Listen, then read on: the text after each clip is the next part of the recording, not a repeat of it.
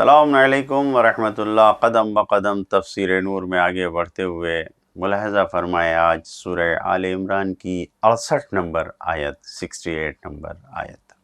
بسم اللہ الرحمن الرحیم ان اولى الناس بإبراہیم للذین اتبعوه وهذا النبی والذین آمنوا واللہ ولی المؤمنین۔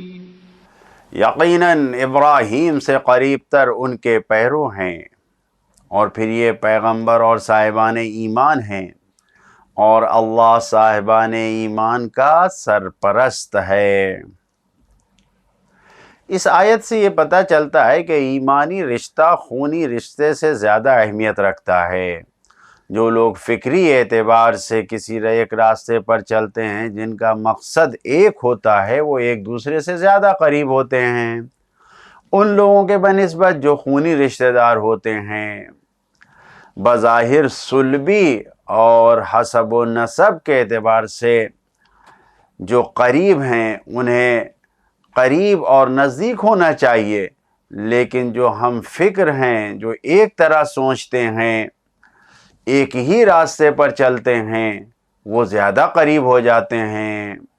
اور اس صورت میں اگر ہم فکر، ہم عقیدہ خونی رشتہ دار نہ ہوں تو وہ دور ہو جاتے ہیں۔ لہذا فرزند رسول حضرت امام جعفر صادق علیہ السلام فرماتے ہیں، انہوں نے اپنے ایک باوفا ساتھی سے فرمایا، انتم واللہ من آل محمد صلی اللہ علیہ وآلہ وسلم، خدا کی قسم تم آل محمد میں سے ہو۔ خود سرکار نے فرمایا کہ تم آل محمد میں سے ہو، اور پھر اس کے بعد امام نے اسی آیت کی تلاوت فرمائی، اسی آیت کے ذریعے استدلال کیا، اور سرکار رسالت مآب صلی اللہ علیہ وآلہ وسلم نے بھی جناب سلمان فارسی کے لیے فرمایا کہ سلمان منا اہل البیت، یعنی سلمان فارسی سے وہ سلمان محمدی ہو گئے، سلمان محمدی۔ اگرچہ اس آیت شریفہ میں یہ کہا گیا ہے کہ حضرت ابراہیم کی پیروی کرنے والے حضرت ابراہیم سے سب سے زیادہ نزدیک ہیں، لیکن پیغمبر اکرم صلی اللہ علیہ وآلہ وسلم کا نام اور ان کے اصحاب کا نام الگ سے لیا گیا ہے تاکہ سب سے بہتر طریقے سے پیروی کرنے والوں کو حضرت نبی کریم صلی اللہ علیہ وسلم اور مسلمانوں کی صورت میں قرآن مجید اس جگہ پہچنوائے، بتائے کہ سب سے بہتر پیروی کرنے والے کون ہیں۔ روایت میں آیا ہے کہ ان ولی محمد من اطاع اللہ وان بعدت لحمہ وَإِنَّ عَدُوَّ مُحَمَّدٍ مَنْ عَصَى اللَّهَ وَإِنْ قَرُبَتْ قَرَابَتُهُ۔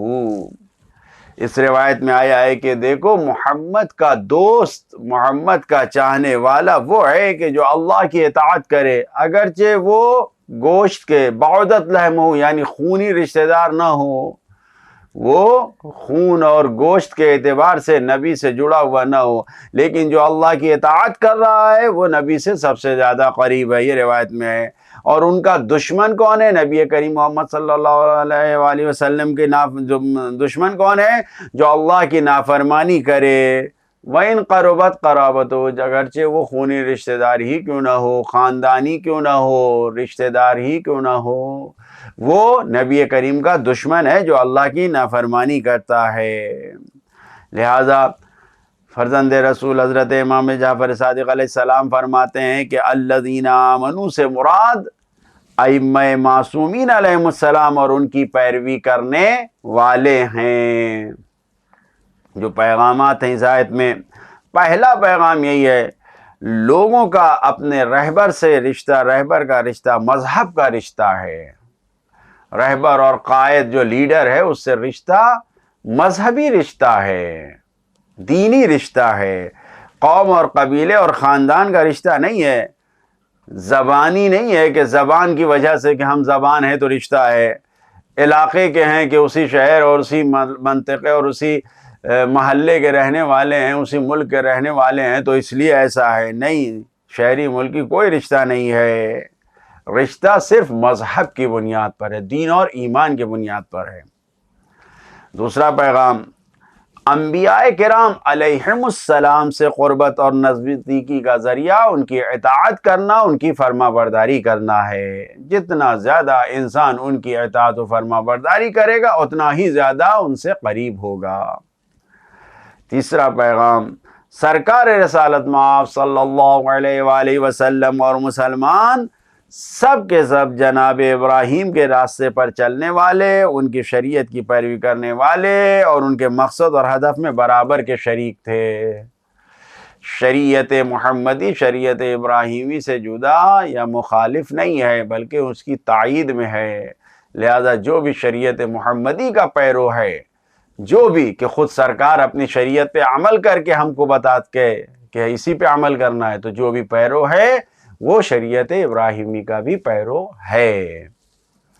عملی پیغام، اگر زندگی کی کامیابی درکار ہے تو جس کو مانتے ہو اس کی پیروی اور فرما برداری کرو، ورنہ صرف محبت کا اعلان کرنے سے اور باتوں پر عمل نہ کرنے سے انسان ناکام ہے، زندگی برباد ہے۔